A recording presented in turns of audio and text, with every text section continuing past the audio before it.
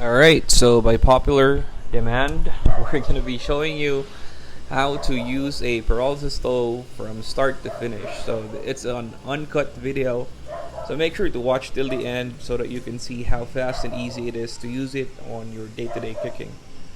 Alright, so we're starting off with igniting the reactor.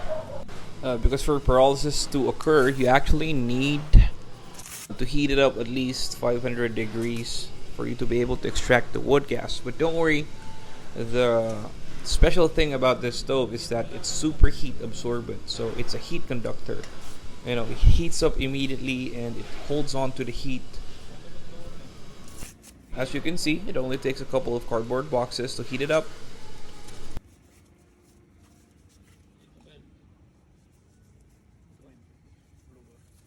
Alright, it's gonna smoke up like that if you forget to turn on the blower. So again, it needs the right proportion of air and fuel mixture, but once you heat it up or you turn on the blower, paper starts to release wood gas. So obviously paper is made out of wood, so it still has a bit of gas in it.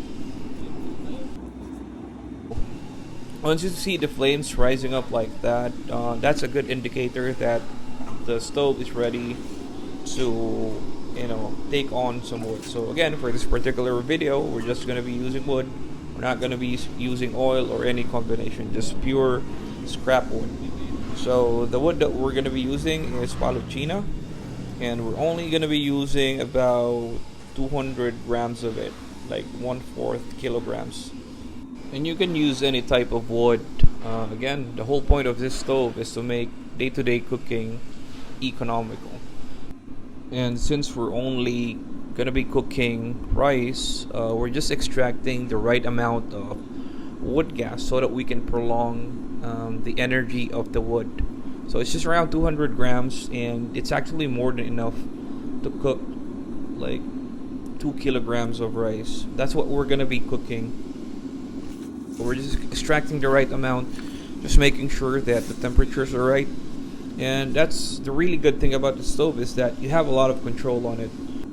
Yes, it's analog, but once you get that right proportion of fuel and air mixture for the stuff you're gonna be, repetitively cooking, then it's gonna be very economical for you guys.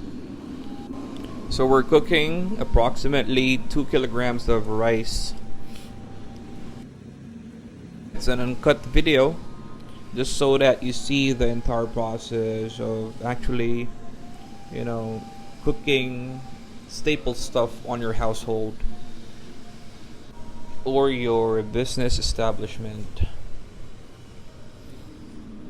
Yep, you saw that? So he actually reduced the amount of airflow. He's just so used to cooking on this pot and with this amount of wood, because we actually use it daily on the workshop. As you can see, there's not a lot of smoke or any debris coming out of the stove. I'm not saying that it's as clean as LPGs, but it works economically for us and other clients who are currently using it. The main thing is that you're able to save up on LPG expenses long term by having the pyrolysis stove as an alternative. Yeah, so it's an uncut video. You guys requested it. It's a bit long, but you can actually see how long it takes for it to cook, like 2 kilograms of rice. So we only use wood on this video. We're not using oil or any accelerants or any boosters. Yeah, it's just pure oil. No, sorry about that. It's just pure wood. So yeah, 200 grams of wood to cook 2 kilograms of rice. So as you can see, we're not letting any oil drip or drop, so no oil.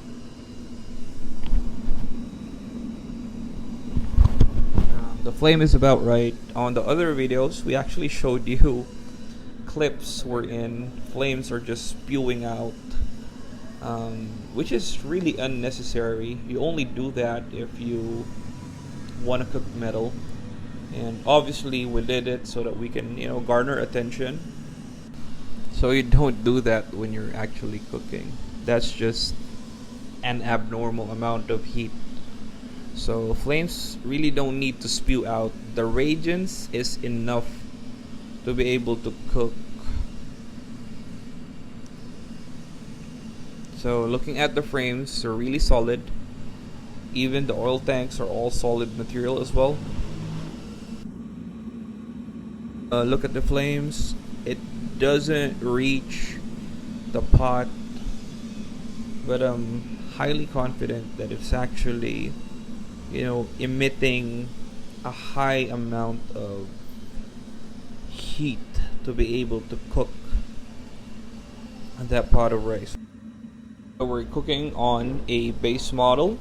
Again, we highly recommend it for, household use. We apologize that we can't, make it smaller, but we really need this size to be able to do all the applications that we need to actually apply on a, full combustion stove.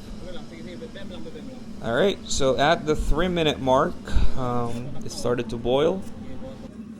The great thing about using wood is that you don't get flare-ups compared to when you're using used oil. So, even if water actually drips onto your fuel, you don't get flare-ups. So you don't have that risk of actually burning your house. It's starting to cook. We're just reducing the airflow on the chamber so you get that perfectly fluffy rice. So again, it all comes down to familiarization. Alright, there you go. You see that? It's currently boiling. It's adding a lot of water on the burner, but we're not really getting that flare-up effect compared to when you're using like used engine or cooking oil.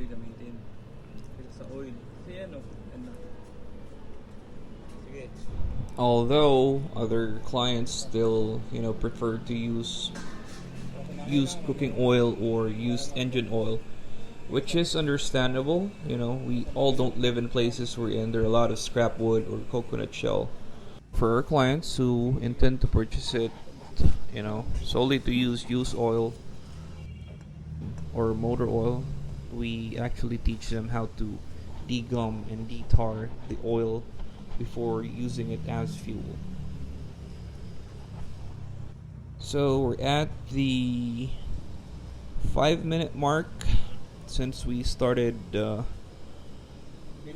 cooking the rice,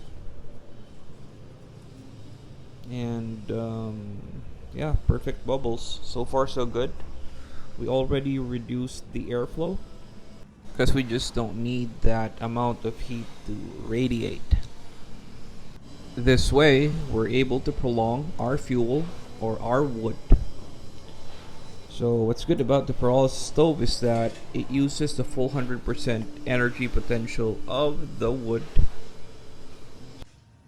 Initial phase is that it extracts the wood gas from the wood. Eventually it turns into charcoal, then uses that charcoal to emit infrared heat.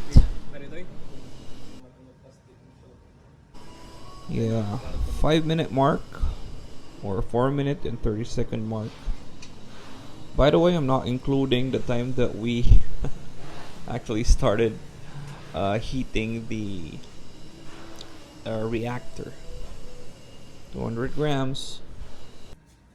While we're waiting for the rice to fully cook, I just want to address one thing about the stove. We've been getting a lot of requests to make it smaller for it to become much more cheaper.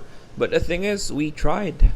We have multiple prototypes of the pyrolysis stove that are smaller. But the thing is, we can't implement all the necessary applications that we deemed were necessary to make it a proper, working, safe alternative stove. So, sure, we can always sell the cheaper versions of the pyrolysis stove, lacking some of the applications, make more money that way. But the thing is, it's not sustainable business wise. We plan to stay here for years and years to come. Profits are used to continually develop new sources of alternative energy, like our next project to use pyrolysis to be able to create electricity. So, you know, we're trying really hard to think long term here. If we choose to sell like substandard products, then we won't get to the point where we want to be at eventually. So yeah, going back to the rice. All right, looks good. White fluffy rice. In under, that's what, 6 minutes of cooking time, not including the time to start it up. It's finally cooked. So from the demo, it's very efficient. You still have the charcoal, which is emitting high radiance of infrared heat. You can still use it to cook your next meal.